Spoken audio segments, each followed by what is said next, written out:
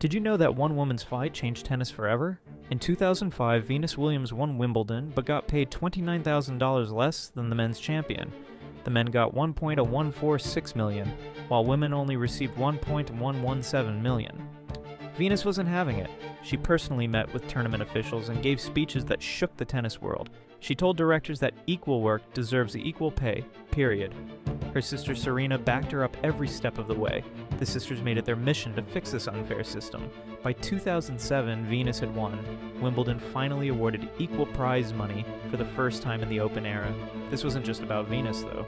Her fight sparked a revolution that spread to tournaments worldwide. Venus earned $42 million in her career and won 5 Wimbledon titles. But her biggest victory was opening doors for future players. Today's female tennis stars earn millions more because Venus refused to stay quiet when it mattered most.